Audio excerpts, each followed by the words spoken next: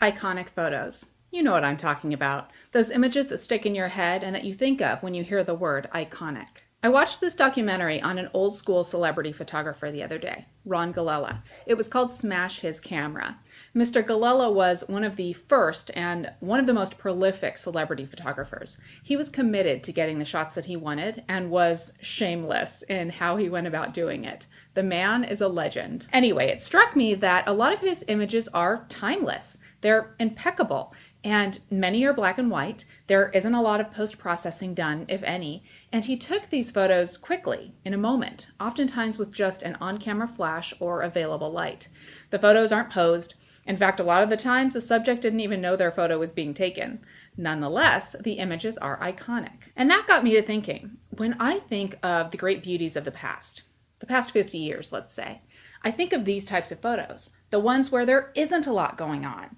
When I think of Elizabeth Taylor or Jackie O or Robert Redford, the picture in my head is these types of photos, the one where they're at a party or a nightclub, not a posed portrait. And then I made a connection to what I've come to call the Apple portraits, the portraits of people that you see on Apple's website.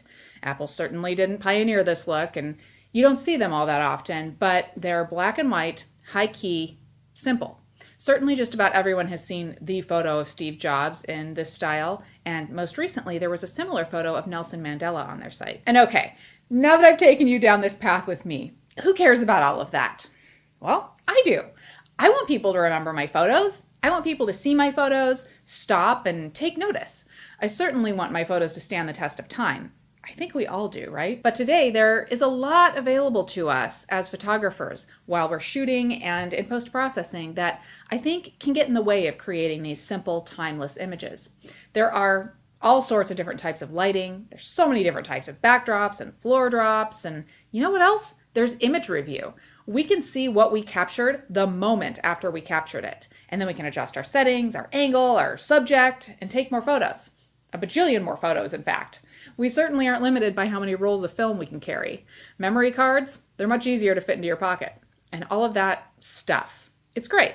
It helps us, right? But maybe sometimes it also inhibits the creative process.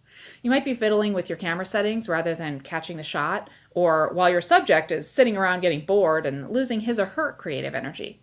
Or maybe the subject's creative energy or beauty is being dwarfed by what we've added to the image to enhance the image. You know, the layers of makeup, the styling, the fancy effects. Of course, crazy wardrobe and makeup has been around forever. It's not that the photographers of the past didn't have at least some of the same stuff available to them. They did.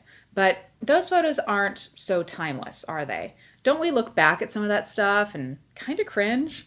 I can't help but wonder if in 40 or 50 years, people will look back on some of the photos from today where a ridiculous amount of skin smoothing effects were used, where the model has big flowers in her hair or whatever, and go, ugh.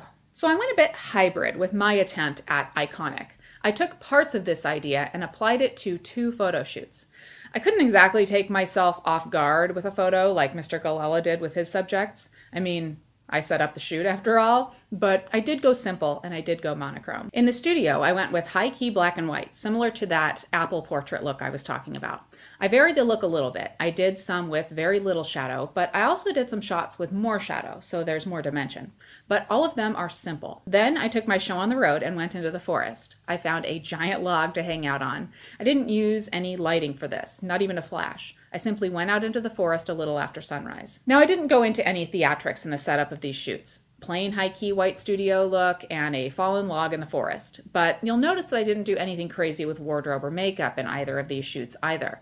I kept everything as simple as possible. In post-processing, I did convert all of my shots to black and white, but I did little else. I think my message here is this. Don't think that you need all of the biggest and best and complicated.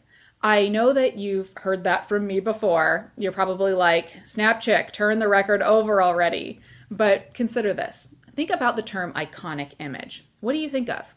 I'll bet it's a simple photo, be it a monochrome celebrity shot from the 60s or 70s like me, or maybe a color photo like The Afghan Girl by Steve McCurry. A few of the shots I showed you today are up now on SnapChick.com. There's a link to the post in the description of this video.